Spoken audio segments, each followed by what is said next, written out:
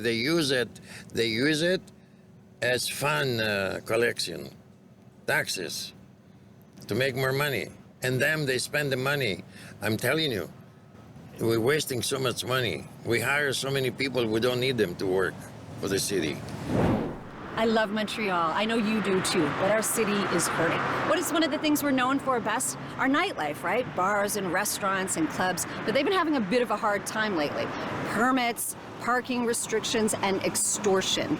We like to complain, there's lots of problems to talk about, but we need solutions. Well, Peter Sergakis is a local business owner. He owns a whole lot of establishments here in Montreal, and we're going to find out if he has some solutions.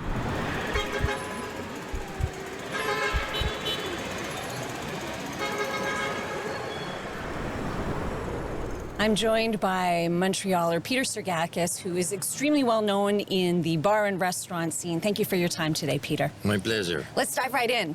I mean, Montrealers love their bars. We love our restaurants, and I think bar owners and restaurant owners have been very frustrated for quite some time.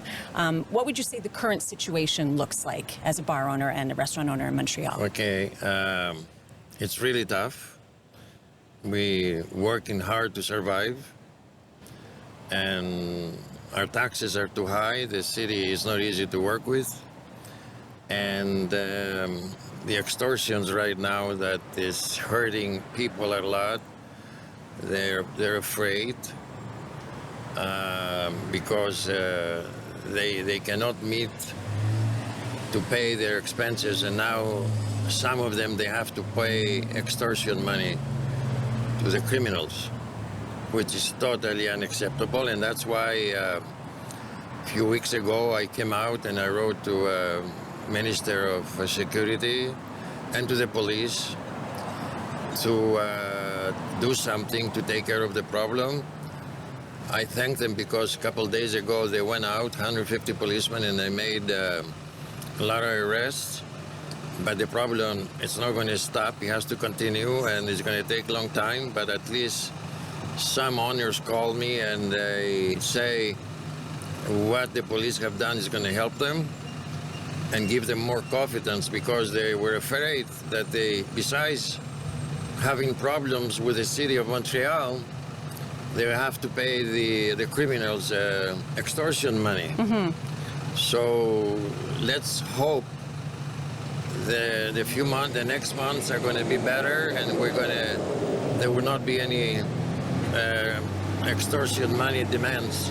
So I'm thinking about the fact that this is not a new problem. I mean, it's back in the news right now. It's not a new problem. But the problem now is more frequent. And if you don't pay, they come and shoot your house. When you're sleeping with your family, with the kids, it happened in Verdun or in Lisdissar, and twice. I mean, they come and they shoot at your windows and at your doors when you're sleeping with the kids inside. We're not in a third world country. And I'm not saying it's only my help, but I push them to come out and make arrests, and hopefully they're going to stop. But the police have to continue and put the money that is needed to solve this problem once and for all. Are you afraid, Peter? Do you fear for yourself and your Let employees? Let me tell you something. I lay back before I wrote to the Minister of Security, and I thought about it. It's not something for everybody to do. I'm saying that on the air, and I don't care. I never lock my car at night. Never. Because you don't want to live like that, or? No, I want to live in freedom. Mm-hmm. But the first day when the letter went out and the news came out, I locked my car. And it lasted only one day. Since then, my car is unlocked every night on my driveway. I'm not afraid. I have made a comment concerning this many years ago when the Hells and the Rock Machines were fighting in the 2000. And I was against them, and I was calling the police to arrest them. So sometimes I had the constables telling me, Peter, don't do that. They're gonna kill you. I'm still alive, and I figure the major part of my life is done.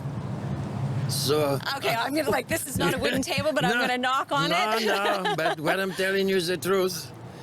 As long as those people, I don't care what they do, okay? As long as they don't bother me or they don't bother the people that I represent.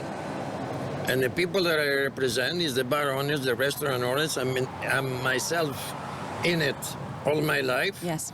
And I was telling them, get out of my place, do whatever you want to survive, to live, don't bother us. And that's what I did this, and I'm proud of me that I did that. Because, it's not an easy thing. I'm telling you, the first day when the letter went out, was all over the news. And then I wake up the next day and I got more confidence in me, and there it is. I don't have nothing against those people. They can make the living they want, but they cannot bother business people, business owners that they try to make a living. So what has worked in the past when we're saying this is an old problem that sometimes goes, it gets under control and then it resurges again? What has worked in the past to get it? I'm going to tell you what has worked. In the past was done mostly by the Italian family. Now new criminals come along, and everybody knows, they're hiring young kids, 16 and 17 years old, to do the job. First of all, poor kids, for a few $100s, they go to burn a place, or they shoot at the house, at an owner's house. So they found those people, because the sentences, as you know, at 16 years old and 17 years old, they're minors. So the kids, poor kids, I wouldn't want to have a kid, and nobody. To do that, they screw the future. They have a criminal record after that, and when that happens, they get caught. Nobody's helping them. They leave them alone. For a little bit of money. For a little bit of money. So what do you think needs to happen right now with regards specifically to the extortioning that's happening? What could quell that? What could get things under control? What can the city do? Well, the police, the people, they have to put a budget. I'm going to tell you things that happened to me. In the year 2000, the Hells and the rock machines, they were fighting, and what they were doing between themselves, and if in one place there was the other group that was selling, the other group was coming to burn the place down. Yeah. So I tell you something, it was happening, and then the police were telling me, we're following the people who burned the places, and at 11 o'clock, our shift finishes, and they don't want us to do overtime. So I called the minister at that moment, I forgot his name, whatever it was at the time, the Minister of Security. Okay. And I tell them, if there is somebody gets killed by the fires, you're going to be responsible. It's on you. It's on you.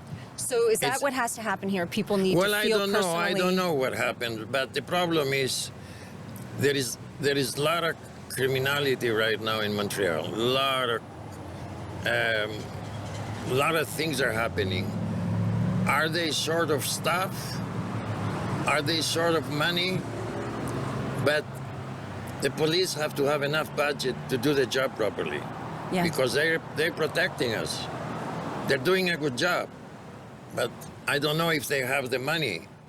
Okay, so proper allocation of funds comes in. And the resources. They have experienced people they have to teach. I mean, they hire some new people right now, but they need the time to get the experience and move up to do investigations, because extortion investigation, it's a very complex.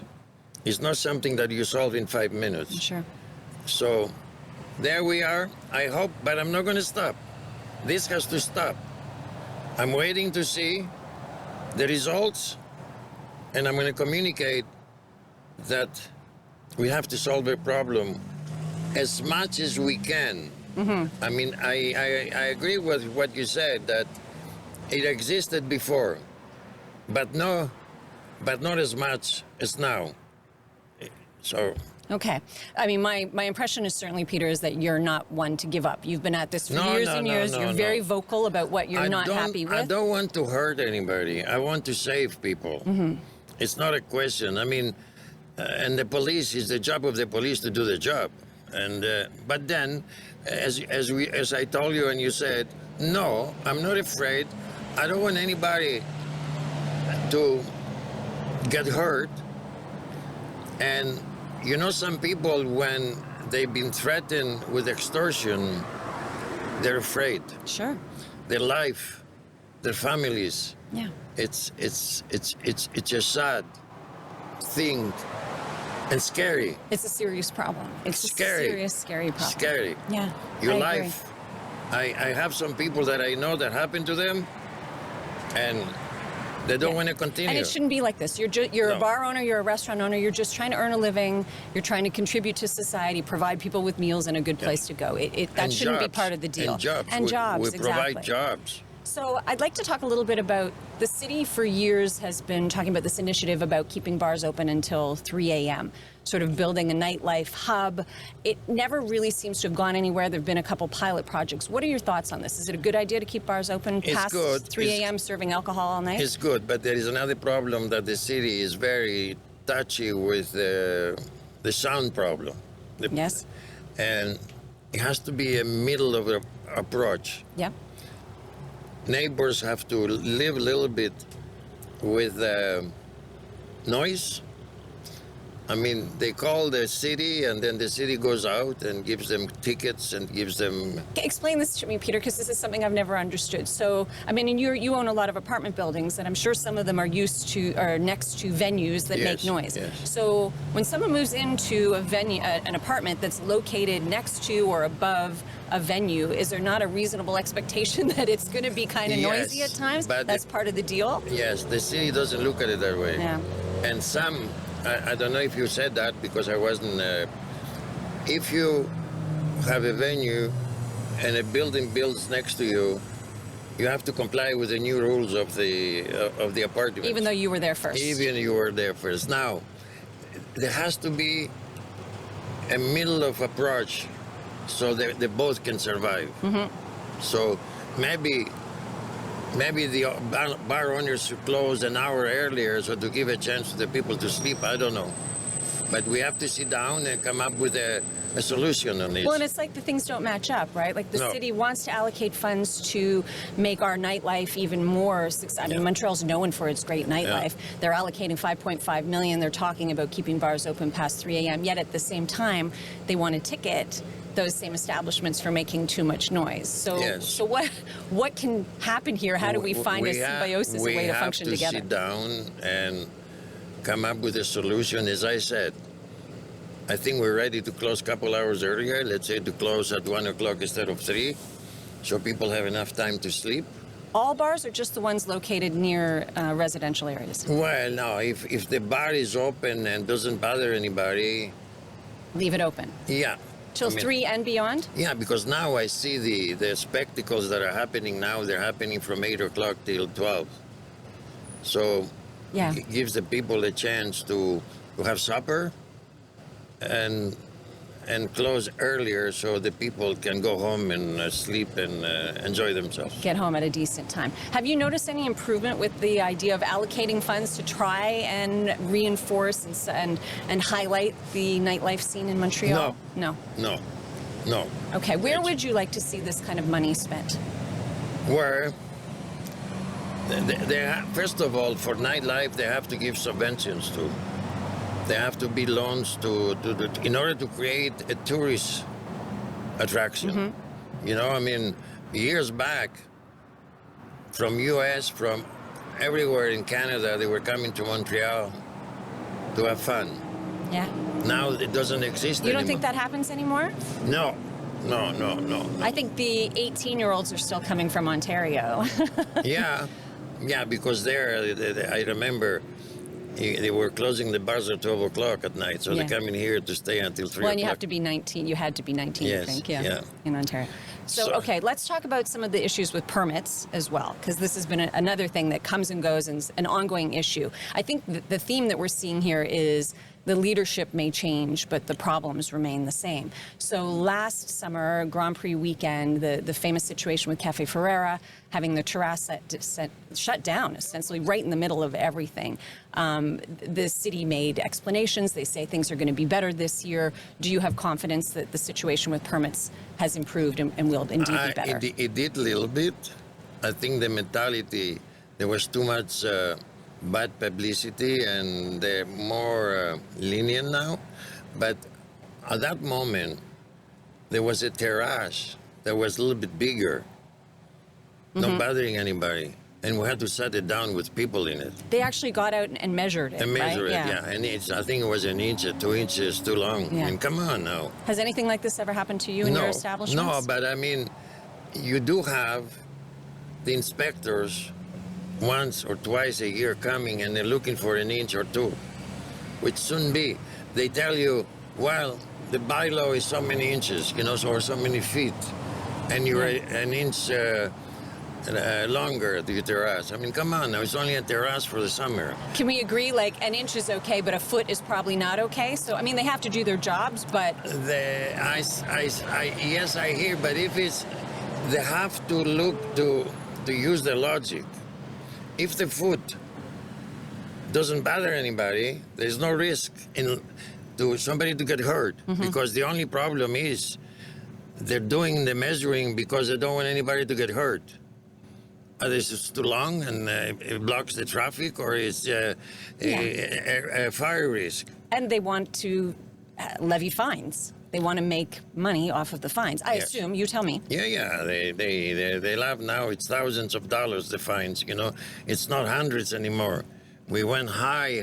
They use it as fund collection, taxes, to make more money. And then they spend the money. I'm telling you, we're wasting so much money. We hire so many people, we don't need them to work for the city. And when we're talking about permits, and we're talking about how the problems remain the same, but the leadership may change. We are, of course, heading into an election in November. Soraya Martinez-Ferrada came out. She's the candidate for Ensemble Montréal, and she came out and said she would do away with permits for the terraces. You would no longer have to pay. The terraces would be free. How much would that help the situation, Peter? Well, it will help, but we have to watch. New people, they want to come. They tell you we're going to do this, we're going to do this. We have to change everything. The whole system we have to change. It's not one thing. By not giving money, for the permits to pay. They lose $300 million in tax dollars, right? So then where are they going to get that money from? They're going to get it from somewhere. Yes, but it's not going to solve the entire problems that we have in the city of Montreal. The city needs an overhaul. The city, we have the government of Quebec who has to put Montreal in trusteeship. That bad. Okay. But Quebec will not do that. No. The city of Montreal to put it in trusteeship, but that's how bad we are. And unless we put the city in trusteeship, we're not going to, and start from scratch, everything from scratch. With a budget of $7 billion and over, we can give better services to the people. Snow cleaning, garbage cleaning, everything, road fixing, sewers. We got to do all those things. Deal with homelessness. Homeless is a big problem. We destroy a city. I want to help homeless people. They need help. I don't want anybody to say that they should die, the homeless people, or we put them in the river. Never. They're human beings. They die on the sidewalk. Yes, but business owners, I don't mean to sound cavalier about it. I'm not even remotely cavalier about it. I feel the same way about you that you do about homeless people. However, I feel that there's this idea that they're bad for business, right? Any business owner is going to tell you plain and simple, they're bad for business. Yes. But the government has a responsibility. When I say the government, all levels of the government, federal, provincial, and the city. Now what is happening, the city is pushing the problem to Quebec, and Quebec is pushing the problem to Ottawa. They need help, those people. It's not human to leave them die on the sidewalk because they're mentally, a lot of them are mentally sick. Yeah. They need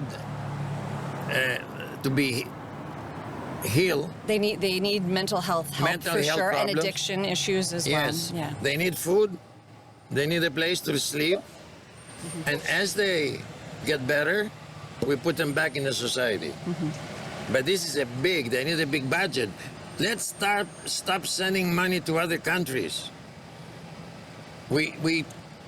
Trudeau was sending all our money to other countries, and we're not spending the money for the people that are dying here. Okay, so I see where you're going, and yet I think right here in Montreal, that's not going to do anything, right? Like, we need the people here to address the problems here. Yes, but they cannot. A federal problem. I get that federal Yes, funds can be involved, but it's removed, right? You need the city of Montreal. I have told many years ago, all the councillors from the city and the mayor, they get into a bus.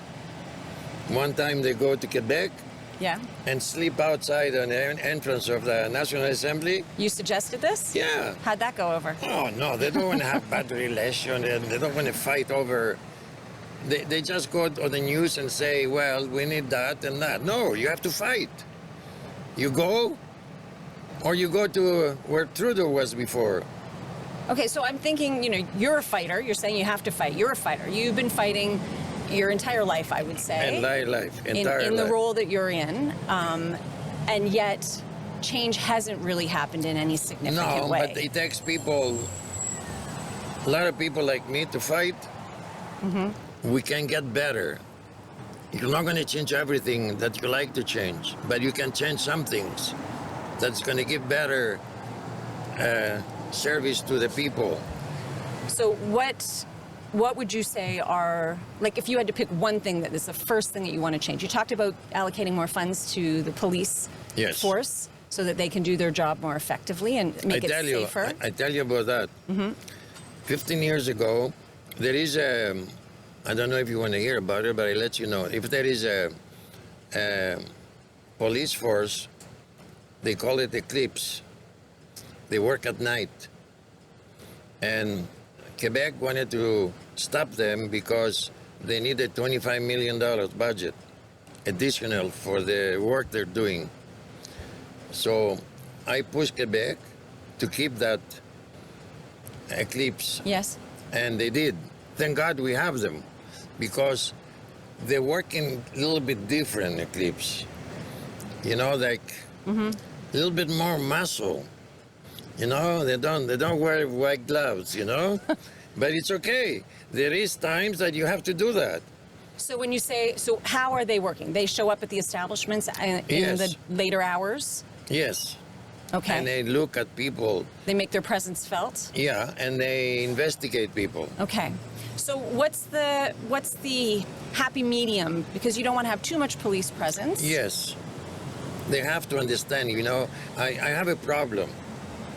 They come to the establishment and there are 20 police. And that's overkill. Overkilling. Yeah. And they spot the doors without nothing, they're trying to make a shock. Well, and again, it's bad for business. It is bad for business. So I'm trying to negotiate with them. It's not easy. They tell you blah, blah, blah. Yes, we're right, we're going to do that. Who's they? Like, the police. I know, but Fadi Daguerre, who are we? No. I'm meeting the chiefs of the police, the commanders, every year once. Okay. And I discuss it with them. But, we have to do it, but we're going to do it a little bit better. But it doesn't change anything, because police are a special breed, eh? Yes. What do you mean by that, Peter? Please explain. They want to do what they want, and nobody can approach them that they do something wrong. Okay. So I don't like that part, and I'm telling them, I'm the only guy who's telling them what I feel like it. And sometimes... So they want like carte blanche, and they feel like they're beyond reproach. They wanted to overdo things. Like you said, they come into establishment, they hurt the business. Yeah. And when you tell them that, they have no clue what business is, that the only thing they know to police. I'm sorry. That's all they know. I mean, yeah, but you hurt in my business. Give me a chance. Come in. You cannot stop them from going to your establishment. You have to let them. But they have to be, they cannot stop running the business for half an hour because the police are there. I find myself thinking, again, as we're talking about the fact that the problems remain the same, even when the leadership changes. Yes. Has there been a time that things were good? That Yes. permits weren't a problem, that crime wasn't such a problem? You were not born when Drapeau was here. Okay. You heard about Drapeau? I've heard about Drapeau. Okay, Drapeau was a business person, and he was very active, and he did a lot of good things, and I haven't He seen... did a lot of not so good things too that made Yes, people angry. But yes, 1 minute now. You cannot do everything perfect. No. As long as you do better than worse, You mean better than your predecessor? yes. Yeah, okay. It's okay. Each And time it should improve, Yes. and it hasn't. Okay. Do you think this city, never mind who the administration is, because again, we might have new administration come November, does Montreal care enough about bar and restaurant owners given what they contribute to? Okay. No, they don't. They don't care. They don't give us the help that we need. Give me one solution. Give me your top, what do you want to see them do that would really, truly make a difference, Peter? Well, be more lenient when they apply the bylaws. When they apply the bylaws. You mean like common sense? Yes, common sense, but we don't have common sense. This is the problem. So we have to... I'm going to tell you something. When you go to get a permit from the city, they look on a computer. No, you cannot do that. And they don't continue. I want them to help the person, to help him what he can get. So it's not just no. No, It's no. no, but that's let me show you how it could be a yes. Yes. Okay. Okay, or That's fair. halfway there. Yeah. They don't tell you nothing. They just look, no, you can't have that. Why don't they explain to people if they can have something else? They have to help. You go for a permit. They have to trying to find you a solution for your permit for what you're going to do. Mm-hmm. And they don't. Mm-hmm. Because they don't tell them what to do. They hire people up. They don't tell them, listen,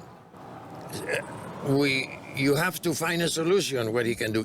You cannot find always solutions, but most of the times can help. There's a solution or something that will make things a little bit better. I think I will just end with this question. Are you tired of complaining? No, actually, it's easier for me to complain now because when I see things that is happening and there's nobody can come out and talk about it, it bothers me. So I want to do it. I'm going to continue doing it. And I think I learned a lot. I've been here since 1960, working in the lanes. I didn't speak English. I didn't speak French. I learned it in the lanes, not on the street. Mm-hmm. I didn't go one day to school. Not even in Greece, not even here. I don't know how to write. Yes, now it's becoming more complicated because computers, I know nothing about computers. I barely answer my phone. I cannot send a message back because I don't write. I can barely write my name. So I'm not tired. Actually, when I do things like that, that will help the society, it gives me energy. I'm not doing it for me, but since I'm involved in this type of business, it helps me too. Because if there's nobody to fight, somebody has to fight. I haven't finished yet, I tell you. If I see other things that are not happening, I'm there all the time and I study them. And I never want to talk and people think I'm crazy. I'm trying to be as serious and as I want to help. Yeah. But Okay. then definitely I'm happy when I achieve something by doing something. And it's not a question I'm proud, but somebody has to do the job. Somebody's got to do it. You're not done complaining. You're not done No, fighting. no. Thank you And- for your time, Peter. Yeah, Thank I you for your appreciate time that. I today. appreciate it. Thank you. So what did we learn today from Peter? We learned, it seems to me, like the more things change, the more they stay the same. What solutions did he offer? Well, Peter has this idea of putting Montreal under trusteeship. What do you think of that? Is that too extreme? One sure way to make sure your voice is heard is to vote. And if you liked what you've seen and heard today on this episode of Les Montréalistes, please like, share, and subscribe. À la prochaine.